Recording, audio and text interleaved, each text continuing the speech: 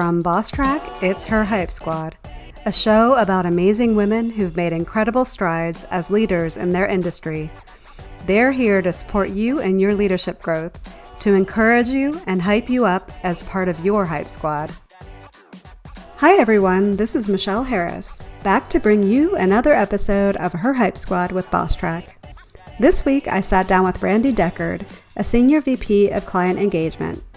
We talk about advocating for yourself, the danger of assumptions, the many benefits of working cross-functionally, breaking down silos, and helping others shine.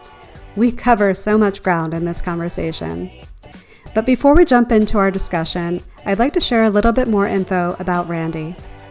Randi Deckard has over 20 years of commercial healthcare industry experience with a focus on driving revenue growth with a customer-obsessed approach.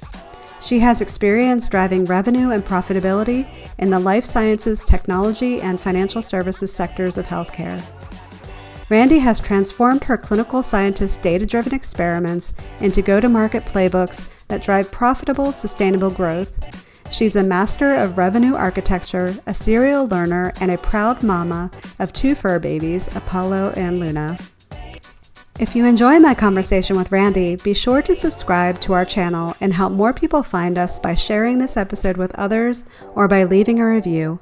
Or subscribe to our weekly newsletter filled with things we found that we're excited about and were inspired by, along with valuable leadership advice to watch, listen to, or read. It's a little bit of joy for your inbox each Monday. You can subscribe at www.thebosstrack.com/weeklyjoy. Now, without further delay, here's my conversation with Randi Deckard. Hi, Randi. I'm so excited to have you here. Thank you for joining us on Her Hype Squad with Bosstrack. I am super stoked to be with you, Michelle. Yeah, I'm really looking forward to our conversation. I know we've got a lot of topics to cover, so I'm really looking forward to diving in. But I'd love to start by you giving a little bit of, or telling the audience a little bit about yourself so they can hear in your own words. Sure. So I always like to start off, who I am. So I'm a daughter, I'm a mother, I'm a wife and friend, crazy dog mama times two, as a result of being an empty nester, and of course, a leader. I'm a serial learner, and, that has served me well because from the time I've graduated from university, invested in myself. And I think that's one of the things that contributes to my success. I'm extremely creative, and that bleeds into my professional life. I'm a quilter, fused glass artist, and I silversmith jewelry. In fact, I used to run my own business, Dallas Designing Diva. But that creative aspect allows my mind to rest, and it actually makes me better at my job because there's something about just being able to rest and be creative. And then some of the things that I have brought to my role, which is crazy as it sounds, is in quilting, we talk about progress, not perfection. Mm-hmm. And in a quilt, you have like this really tiny space, and all you can see is all the mistakes you've made, and you just want to pull your hair out. But then when you stand back and look at the whole quilt, you can't see it, right? Mm-hmm. And so I share that analogy with my team all the time, and just so they get it, that progress, not perfection. That's something that I had to learn along the way. And then, of course, clinical scientist to revenue growth leader, been in healthcare for way too many years. I'm not going to say that number in public. You can go look at my LinkedIn and figure it out. Well, I love it. And so your two dogs, what kind of dogs do you have? So they are not an official breed, but it's Rodico. So it's a mix between Rottweiler and Cane Corso, or Can Corso, tomato. So they're not small dogs. They're 100 plus pound litter mates. And excuse me, crazy dog mama. I don't know if this will show up, but I actually had a photo shoot done with them. Oh, I love that. Crazy dog mama. This is what happens when you're an empty nester. So yeah, they get dressed up at Halloween, the whole 9 yards. So yeah, and I guess I have to apologize to your kids for asking about the dogs and not the kids. It's okay. My son especially, He's like, oh yeah, I see how it is now because, dogs are expensive if you want Mhm. to, do things. And yeah, but yeah. So he's like, I see how it is because like I said, just different season in our lives and they're spoiled rotten. So yeah. I love it. I love it. So we are empty nesters and we also no longer have pets. So I don't know what that says about about us, but Well, it's kind of funny. Like we all go through different seasons in mm, life. So right now, we are enjoying, I would say, some travel, but for us, our travel is we go out to East Texas and rent a cabin, and because we're looking at land and take the dogs, and that's yeah. our idea of a good time, right? We've done lots of international travel, and I love to travel, but we do stuff more locally because dogs are just part of our family. So Yeah. they know how to stay at a hotel or whatever. Like they love road tripping. They see us pulling out the cooler and they're right by the front door. They know that we're Oh, somewhere. I love it. I love that. Well, I'd love to just dig in if you're ready to talk about Yeah. leadership. I think Cool. what it would be helpful to start out with is if we talk about if you can recall back to when you yourself transitioned from individual contributor to your leadership role, how did you navigate that shift, and what were some of the unexpected challenges you faced when you moved into your first role? Yeah. So this is kind of interesting thing for me because I've always been super organized and as a result a natural leader. When I was younger and I babysat, we basically had a babysitting club. When I was at McDonald's, I was crew chief. In university, I worked part-time in a lab, and my actual first role, official role outside of university, I actually took a supervisor role right out of university because I had experience. And so I think the biggest thing for me is that regardless of what your title is, being a natural leader or someone that people look to you for advice and mentoring and coaching and being the person that you would want to see in a leader. And I think I struggled the most in a leadership role or individual contributor to leadership role when I transitioned from clinical science to commercial. Mhm. So I was in order to step out from clinical science into a commercial role, I took an individual contributor role and I was in that role for a year as an account manager. And they're like, hey, if you can do this well, can you teach a team to do this? And I was like, sure, I can do that. And my biggest learnings was like, number one, don't assume. I think people make business too complex. And so part of my science training was always to simplify things and put things in layman's terms, or the power of three, because I was trying to communicate something, because we'd be like pitching people for money for research, right? So Mm. that was my role. And one of the biggest things for me is that I didn't understand how people would make things way complicated. And I was like, so slowing down and being thoughtful in how I communicated and making sure they understood our objectives and communicating and like I said, being thoughtful and not making those assumptions as a leader that everyone thought the way that I did, because I realized that not everyone thinks the way that I do. And one of my superpowers is taking very complex things, distilling them, whether it's business processes or ideas. That's one of my superpowers. And I just didn't realize it was a superpower because Yeah. that's how I am. So that was one of my biggest challenges, was slowing down and making sure my people were with me and understood. And communication is always a challenge. I don't care where you are in an organization. And one of the things that I have learned over time and gotten much, much better at is that everyone learns differently. So giving information in different ways. Some people like to learn by listening. Some people learn by doing. Some people listen by reading, or they need to repeat, role play, all these different things, right? So as part of that communication, that's one thing that made me a better leader, is really being empathetic and listening to the team, and realizing all the different avenues that I could teach, coach, mentor our frameworks, processes, and then also coach them as we move forward. And so that was kind of my biggest learning, going from that individual contributor commercial role to a leader, was I can't just say one thing because it's all kind of tied Yeah. together. But the biggest thing was the communication and the assumptions.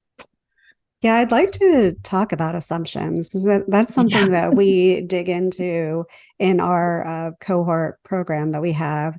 Can you think of, and it doesn't have to be back then, but even Sure. even today, I mean, we all fall into the trap of making assumptions.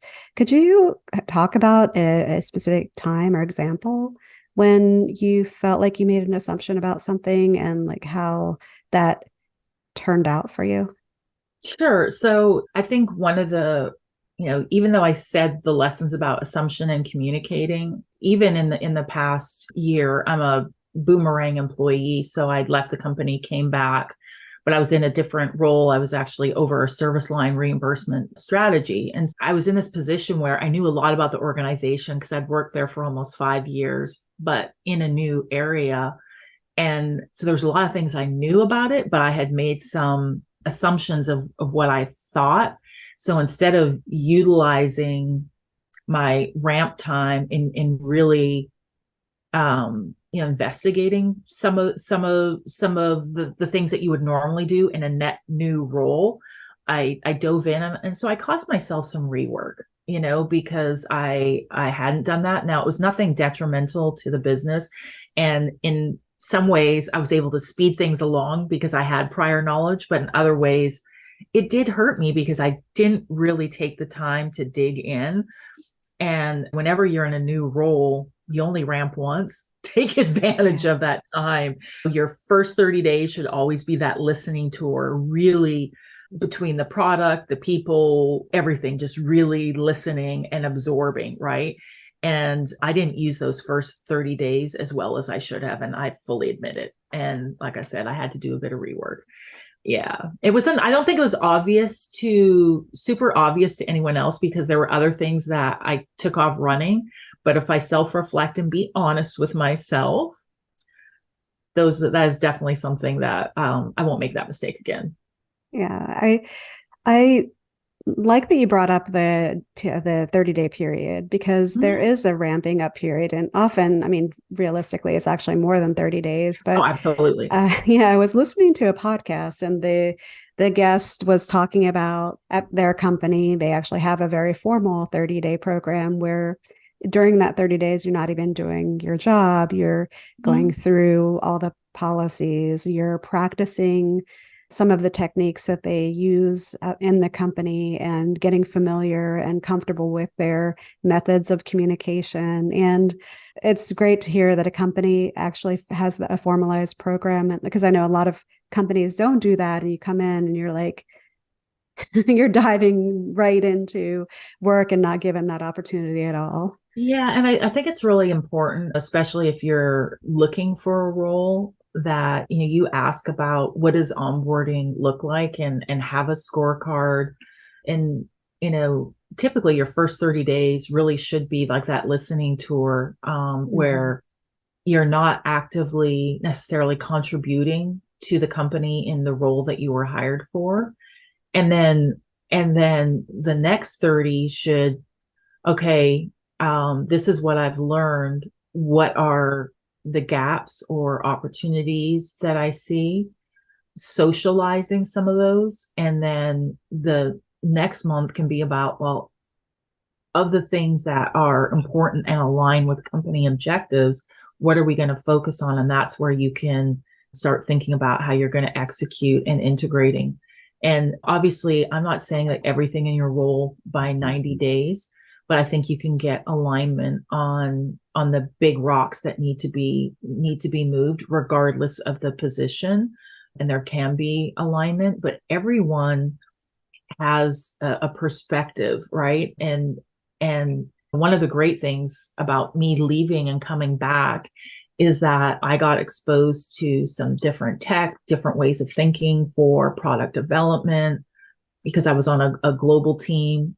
And so those things, when I came back, really helped me invigorate in our organization because I had this fresh way of thinking, right?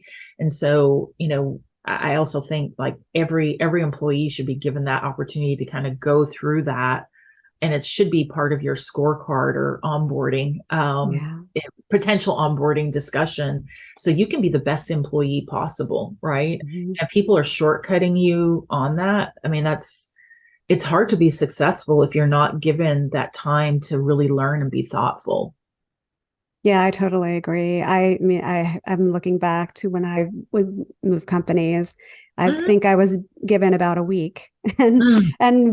while I was still waiting for my laptop to be delivered, that was my opportunity to go around and meet with the key people that I needed to meet with, and then it's like, here you go. But I mean, I think the type of companies I worked for kind of lended to that. But I think it takes I think it's very inefficient, and you're not able to be as productive.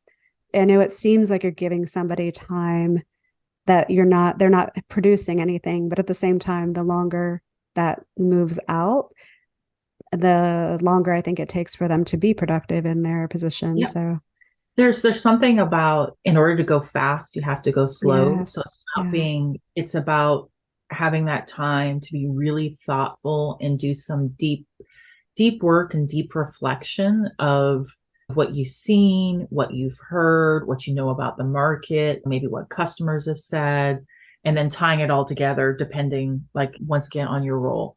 And obviously, I'm just gonna the caveat, anyone listening, if you're in a startup situation, I know that can be fast and furious, but even there are things in a startup situation, if you don't take time to do certain things and create foundations, it actually does slow you down. yeah, So and that just comes through experience, being able to have those types of conversations. And I always look at, when I'm looking at an organization or going into a new role or considering a new role, I'm interviewing them just as much as they're interviewing me. And there are plenty of scorecards out there, but if I can give a shout out to Amy Volis's scorecard, I've used that in the past, and that has really helped me get clear on, what I'm looking for, my negotiables, non-negotiables, and gives you a better sense, and you can be more objective about culture and not get caught up in shiny things that are maybe being offered, because I think sometimes maybe we're not always asking the great questions. There's nothing worse than, thinking you're going to have 90 days to ramp, and then you get there, and like you said, you have a week, yeah. right? And can you repeat, that was Amy Bolus? I hadn't heard about that. Amy Bolas, so AMY and then VOLAS. So she runs Avenue Talent Partners. And so she helps founders hire their first sales. She also runs Better Together and helps people get hired. But she has a scorecard, and companies can use it, but you can also use it personally for looking for a role as well. I'm sure there are others out there, but I'm always like, why reinvent the wheel? You just kind of customize it. Yeah, I love that. And I'll make sure we add that to the show notes. And Yeah. I know we kind of went off on a little tangent we all need resources. I know. I'm yeah, sorry. exactly. We all need resources, right? You just never know. It might help someone. Oh, exactly. No, I love providing value and resources. So I appreciate us going down that path. I know you broached the conversation about, or we talked about communication, and I want to move the conversation a little bit into, we're talking about people that might be in their leadership position, not for a very long time, new in that position, not maybe feeling very confident in their position. But I think it's so important for people to advocate for themselves. And I know I've gotten the feedback or the questions like, how do I advocate for myself? How do I talk about my strengths or my accomplishments without sounding like I'm being arrogant or boastful or being too much? Do you have any guidance for people that are in that situation asking that question? Yeah. So, one of the things, especially when you're newer to leadership, it obviously is important to advocate for yourself. And I think there are a number of things. Is you always have to consider timing. Is it a good idea to do it in a room where tensions are high? Probably not, right? Timing can play, a big part of it. But I would say it also depends on your relationship with your boss and the culture. And this is part of what I say, just reading the room, not necessarily that you're in a meeting, but reading the room and knowing, understanding the best way to approach. So I've been at organizations as a newer leader, and um, not knowing people as well. I know what some of my strengths are, and having conversations first off one-on-one with my boss. In the past, these are the strengths that have helped me do XYZ. And these things also align with our objectives. And you said that this is important for you as you're managing. This is something I can help you with. Are there things that you can take off your plate and I can take for you? So this is one way that I've advocated, managed up, but also highlighted one of my strengths is that I've kind of allied with my boss, like, let me help, right? And that has been very effective. And then I ultimately want my boss, even if I'm not in the room, to advocate for me because they've seen what I can do. And then I have always had roles where cross-functional collaboration is critical. And almost every role that I've had since I've been in commercial, there isn't a part of the business that I haven't touched. And so once again, going out and talking to other, not just leaders, but everyone in the organization, looking for things that help the organization and the goals, and finding ways not to like highlight the problem, but here's a solution. Can I help on this? And one of the ways that you can also grow is by, like I said, stretching yourself a little. Hey, I see this. Here's a potential solution. Is there any way I could be a part of that, like to help? And then I can grow and learn more about the business and be more productive and efficient as an employee. And for the most part, those conversations are welcome. And sometimes I think people also maybe get stuck in their head a little bit, whether it's imposter syndrome. I'm not sure. I don't want to speak up. Ask people that you trust, what would you say some of my strengths are? And then think about how those strengths could help the business, and keep those front and center. And so when you're having those conversations, that's something you can go back to, right? And I think everyone, sometimes it's harder to see some of those things in yourself. And so sometimes asking others can help you get started if you're not sure where your strengths are. And sometimes, something that might be not really you thought about as a strength can actually be a superpower for you, right? So don't be afraid to bring your authentic self. If that's one thing that I could tell my younger self, is it's okay to be you and bring your authentic self. And I think people respond to that and see that you're genuine and you're really trying to move the business forward, and you're looking for opportunities to help. And that goes a long way, especially if you're bringing solutions, not just raising problems. So you can advocate for yourself by trying to help and move things forward. Yeah, there's so much from what you just said. I completely, totally agree. Authenticity.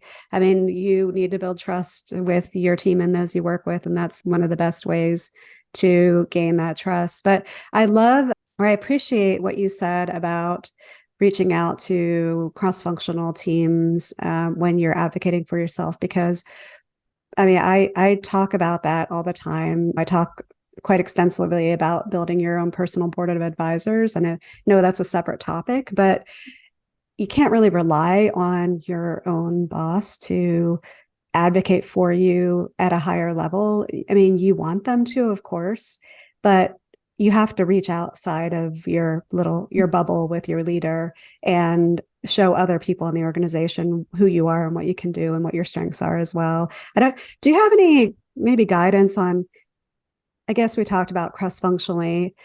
Have you seen a situation where somebody has tried to reach out to somebody that is maybe a higher level executive to develop a relationship, to not necessarily for mentorship, but to give them a sense for who you are so they can maybe be your advocate in the company? Interestingly enough, like that first individual contributor role commercially that I mentioned. So because of my cross-functional role, like I sat with a lot of frontline leaders and my boss sat with next, but I got invited to other team meetings because of my cross-functional role. And in those meetings, there were, like I said, other executives there. And because of I was vocal, respectfully, had good ideas and shared solutions, not just problems, and highlighted things, even though I was on the commercial side, like the sales account management side.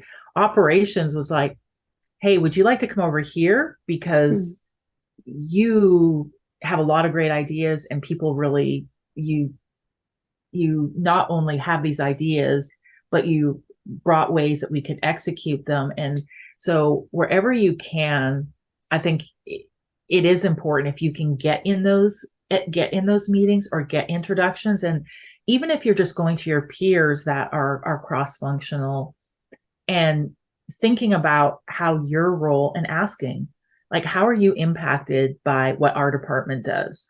Or what are other things impacting you? Because if you can talk about the business in a 360 way, like I said, act like you're a leader, even though you may not have that in your title. And that's what a leader does, right? Is you think larger. Mm-hmm. And I'm not saying step out of your role, but what I'm saying is when you are in those situations, the way you talk does make a difference, right? Yeah. And the only way you can do that is if you have a better understanding. And the greatest way is by talking to your peers and asking how they're impacted by X, or what about this? And hey, well, have you guys tried this? Well, yeah, we tried this, but it didn't work for XYZ. And you would be amazed, or what I have found, and I'm amazed by, maybe you aren't amazed by, but I am amazed by sometimes the silos and departments not talking to each other in this manner. And because they're so focused on their departments or business units goals, and they maybe have caused undue friction, different things. But if you can break those down and have some of that cross-functional and holistic view where you're talking about those things, it's amazing some of the changes that can happen. And then it makes an impact on everyone, not just morale, but it's like, oh, people understand what I do and people care about how I'm being impacted. And I think that's one of the things that I love about the roles that I've had, is that I've always had these cross-functional roles where I'm touching operations, sales, marketing, customer success, product development, finance. And I talk to all these different people and I can see these patterns. And so for me, it just makes sense. Like, hey, da da da da. And they're like, oh, that's really great. But like I said, you can even ask people at your peer level. You don't have to go up. And because those are the people who are doing the work, right? And oftentimes they have great ideas. And it's like, you can create some allies and say, hey, what do you think about if we did this? And then sometimes, like, I've co-presented like, hey, we have this idea, we want to co-present, like bring people along, right? And then some people don't want to do that. Some people are like, I suck at presentation, I don't like doing that. I will definitely want to participate, but that's not my forte. So once again, working together on strengths and weaknesses as part of that, once again, kind of helps you when you do have those conversations. Well, we discussed and we have this idea, and here are some solutions that we came up with. And there's nothing like having that synergy in an organization, and that can have a wonderful ripple effect on the culture. And really, even though you want to advocate for yourself, you don't ever want to step over someone, right? Yeah. Or step on someone. So that's why I just really like to make sure that we're always lifting other people up, Yeah. because that in effect is a way to propel our success quicker. If we're doing that, that will be recognized. Stepping over on someone is not the way to do it. Oh, definitely, definitely. And yeah, that doesn't go unseen. It's Right. thank you for bringing up the silos because it is so true. Unfortunately, most, well, I guess I don't know about most, but I would say many organizations do have those silos and can create that like a toxic environment. But I feel that so often I think we can step into that environment and feel like, okay, well, this is just the way it is. Unfortunately, it's something we have to deal with, but it's really our responsibility as leaders to step out and, like you said, I mean, even if it's as little as talk to me about what you do, so I understand how we impact each other, or developing partnerships where you're actually helping each other. I mean, it would be great if from the top down they said this is what we're going to do to fix these silos, but at the same time, I mean, we have a responsibility and we can break down those silos at the leadership level or at any level, really. It doesn't have to exist. And I'm not saying it isn't challenging because sometimes there is an us versus them mentality, but it's always something I think people should be trying. Right. And it's also about being human and always, trying to add value to the relationships that you have in the organization.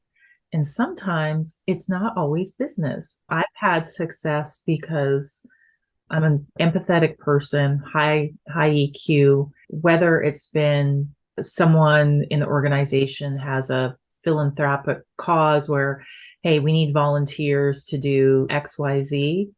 Some of the times when those things come up, it's a great opportunity to get out of the office with others that maybe aren't in your normal day to day, get to know them better on a different level, and build a little bit of a stronger relationship. And so whether it's a committee or something like that, I guess what I'm saying is just look for ways, even if it's not maybe necessarily typical, but obviously be genuine and authentic. And like I said, just always think about how you can have an impact on a relationship and how you can deepen that relationship. And sometimes when those types of opportunities present themselves, it's a really great way to get to know the person better offsite. So Mm-hmm.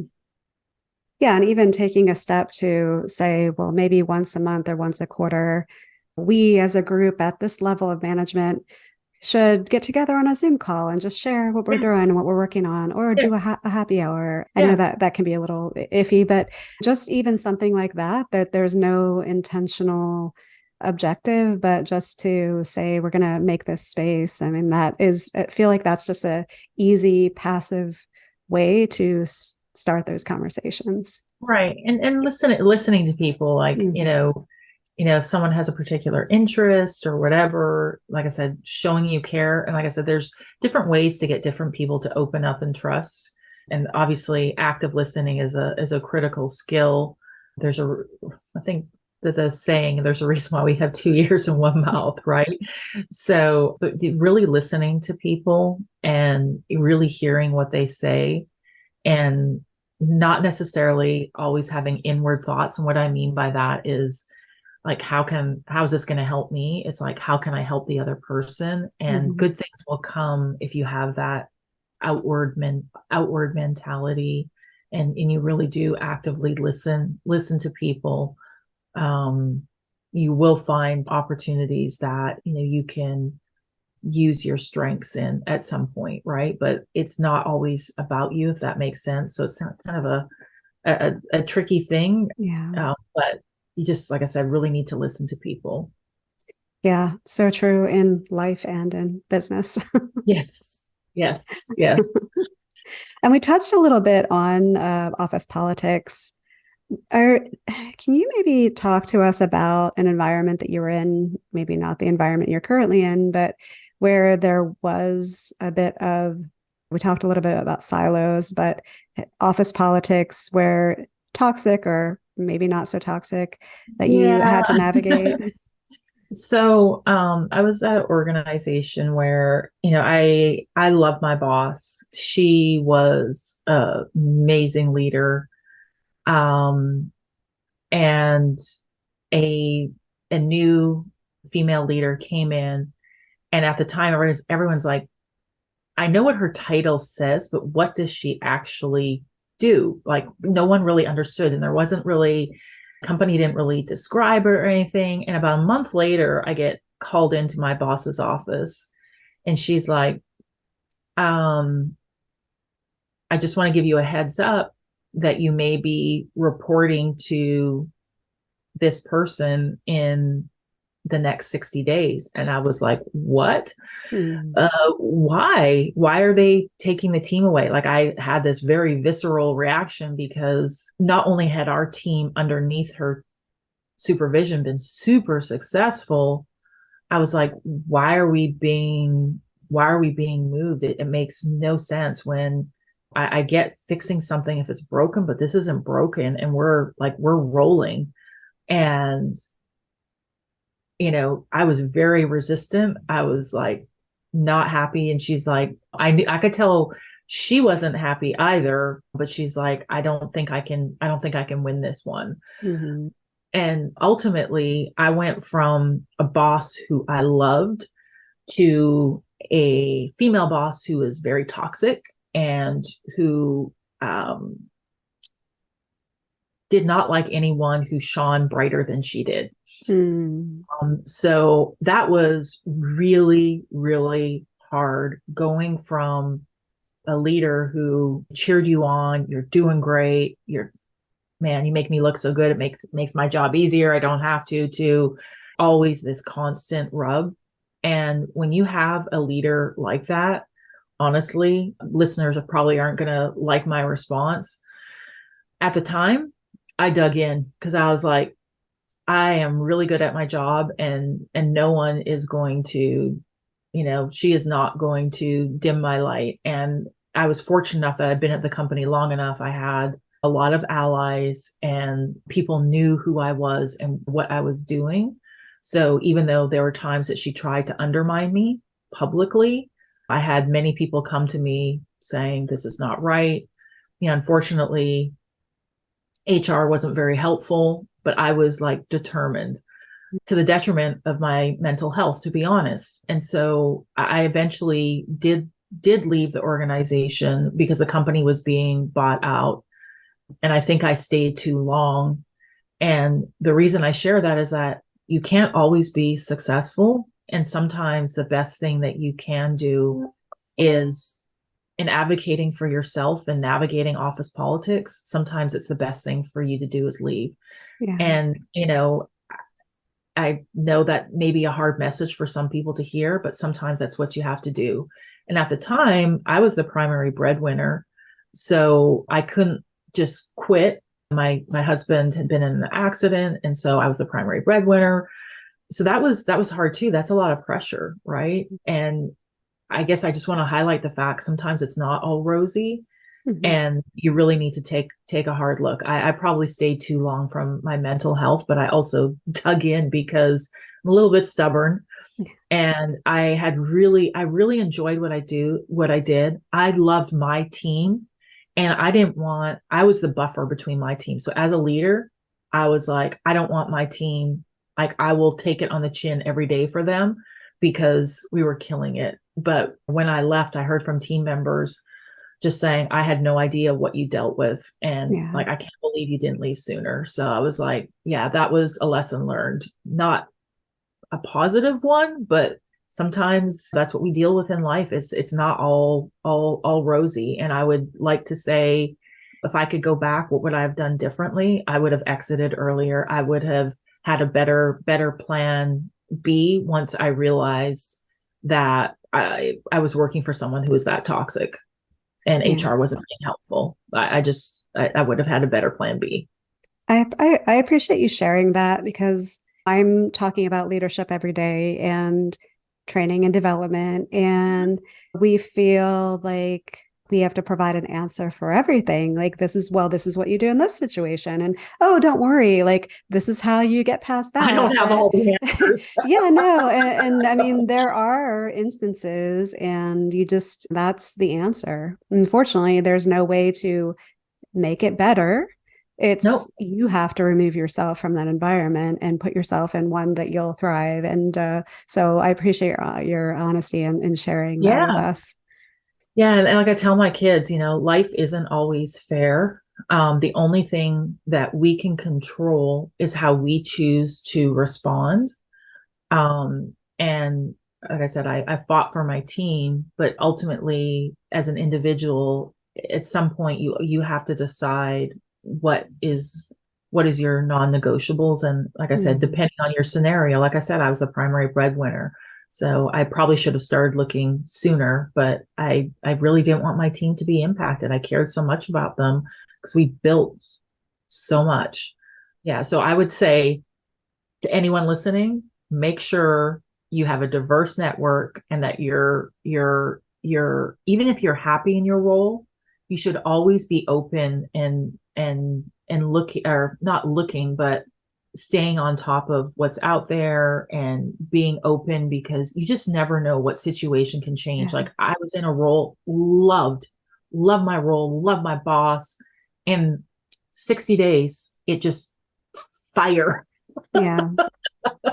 Yeah, 100% agree. And the thing is, you talked about everything was great and we were succeeding and we were hitting targets, but you never know what is happening at that higher level because Yeah. just the relationships between those people, somebody might not like working, like the CEO might not like working with the COO. Something about how they approach something rubs them the wrong way. So they're going to bring somebody new, and it doesn't mean that they weren't successful. I mean, unfortunately, they're not necessarily thinking about it for the success of the company. It's more about their relationship. So there's really no answer sometimes that you're going to be able to see. And I've seen that happen so much, so often.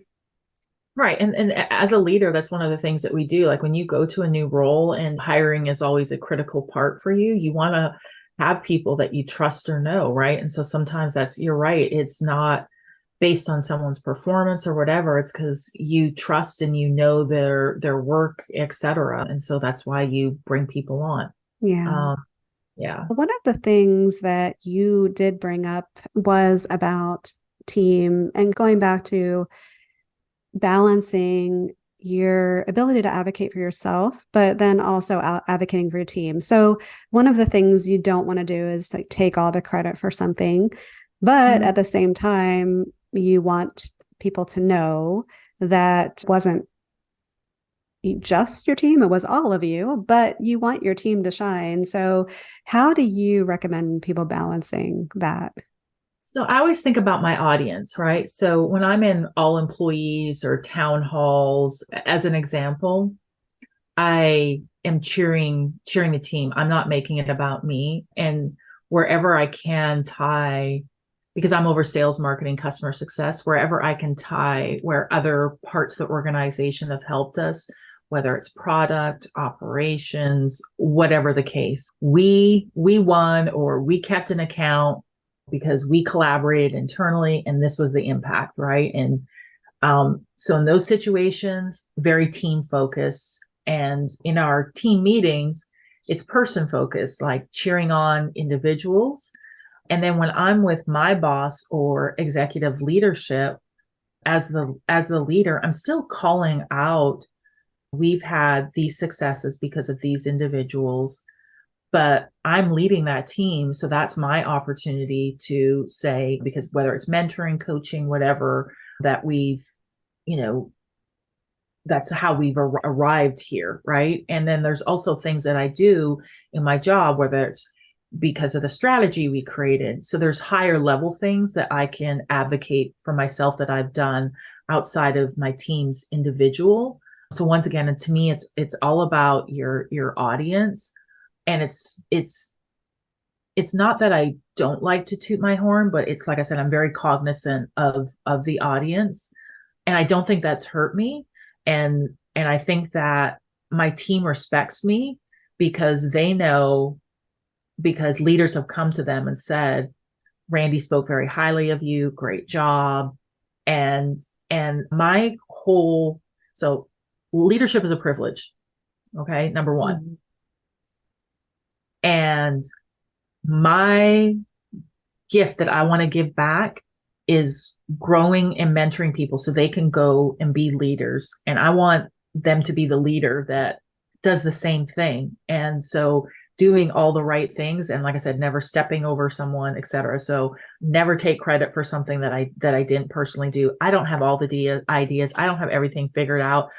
So even if I'm at the executive level, this was so-and-so's idea and we're running with it. And this was brilliant. That's okay. But the things that I've done, whether it's strategy and these different things or partnerships, like, so I can talk about how my strengths have impacted the business. So once again, it just comes down to audience. Yeah. And then I think also a way to advocate for yourself is by raising your personal brand. And I wish that is something that I would have started earlier in my career. And I think that that is another way that you can let people know who you are without saying, these are all my accomplishments, because you've built your personal brand. Mm-hmm. Totally agree. And well said. Thank you. Yes. And I just really, I'm very much a hand talker. No. Yeah, I normally am too. So sometimes I'll just kind of hold on to my arms. So my hands aren't waving around. We talked a little bit about mentorship. Do you have a mentor that you can look back, or maybe even currently, that has helped make a difference in your career? Absolutely. So the person who gave me a shot, I was, like I said, working in the lab, and my lab rep took me out for lunch and was like, Amy Agdami. So it's actually two. She's like, Randi, have you ever considered coming to the commercial side of healthcare? Would you consider like an account management role? Because I think you'd be really good at it. And it was a startup in North Texas.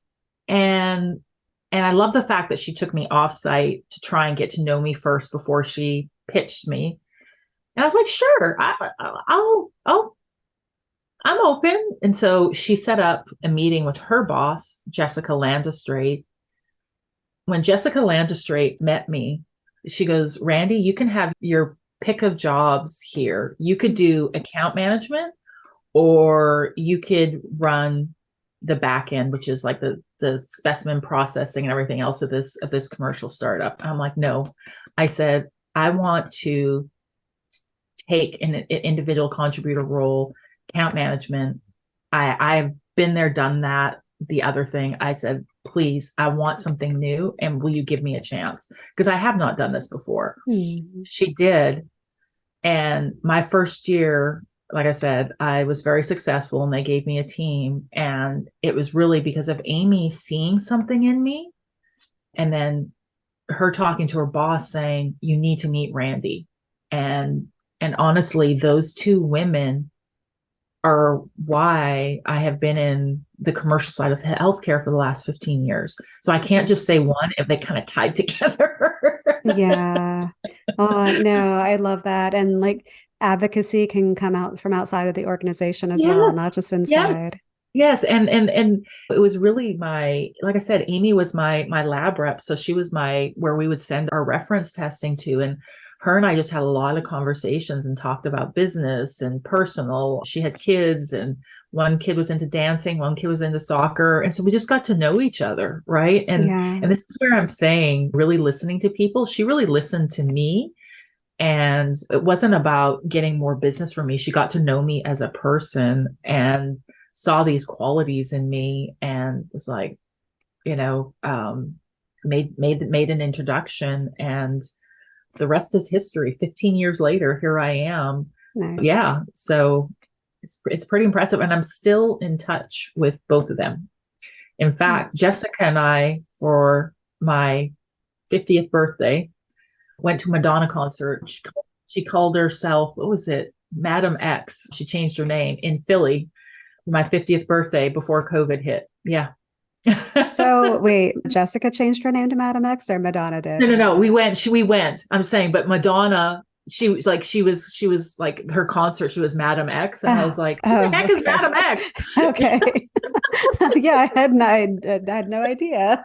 I know, like I grew up on Madonna, right? And right. then I was like, what the heck is Madam X? But Madam anyways, X. but I just, so literally she became a personal friend, and her and a few others, like we said, we met each other in Philly, and went to this amazing concert for my 50th. Like and it's all because of Amy making that introduction. So I think that's pretty special. Yeah, and I know we're coming down to time, so I want to be sensitive, but Yes, I have just a few rapid fire questions to ask you, and you can be straightforward or take as much time. But is there actually, we talked about mental health and your mental well-being. Is there a routine that you have, or a ritual that you'll do every day that helps you maintain your well-being? Yeah, so there are three things. One, I have to get outside. And this is why I love my dogs, is because there's no excuse, right? So there's just something about being in nature, even if it's 10, 15 minutes. And sometimes if I'm having like a bad moment, I'm out for a walk. I'll be back 15, and I don't take my phone. I just go around the neighborhood. Two, I journal. Journaling is the most underrated thing for your mental health. And there's a couple things that I do intentionally when I journal. One is morning and evening. I always practice gratitude. And some days it's like, I'm thankful that I have a bed, like it's like nothing like wild and crazy. It's just practicing gratitude, and then really putting down my thoughts. Sometimes just having that outlet of there's something for me about writing it out. And then sometimes I see patterns and reflections that it really truly helps. And then meditation, and whether you use Spotify or whatever, like there's freebies, like just 10 minutes morning and evening. And there's just something about that from a calming perspective. I'm one of those people, and I know myself, that I may not show stress. I'm very calm on the outside, but on the inside is raging. And those are two things that I know like really make a big difference. It just kind of centers me. Love it. And is there a song that you'll put on when you need a little confidence or energy boost?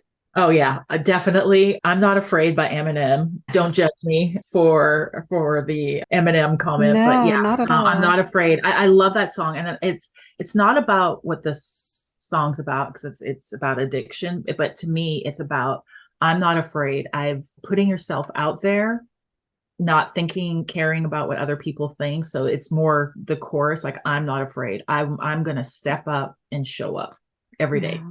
Yeah, no, I love it. And is there a book that you have read recently or not so recently that you would recommend to the audience? Yes. So The Year of Yes by Shonda Rhimes. Shonda, for those of you who don't know, Shonda Land, Grey's Anatomy, and other great TV series hits. She kind of had a revelation. She said no to a lot of things, and her life was being impacted about what she was not doing. And so The Year of Yes was her journey of saying yes to different things, and how she showed up, and how that changed her life in so many different ways, from a health perspective, how she engaged with other people, opportunities. And I actually bought the accompanying journal, Year of Yes. And so for 2024, I'm all ready for my Year of Yes. Okay. Well, I'll have to check that out. Yeah. So I love the book. I love the premise behind it. And so I bought the journal. And obviously you could start at any time, but just because the time of year it is, I decided that it's my 2024 is the year of yes. Well, I wish you the best with that. Thank I'm you. going to take a look at that as well. So, Randi, you are officially part of our audience's Hype Squad. If you could offer one last piece of advice or inspiration to the women leaders in our audience, what would that be? Start your network early, diversify your network, and you do you. Be real with yourself, check your ego, but you do you. Everyone's journey is unique. Don't let anyone define what success is for you. If you want to work part-time because your kids come first, good for you. If you want to, like I have my eyelashes, if you're an eyelash girl, wear your eyelashes proud. I think the more authentic you are and genuine you are, people respond to that.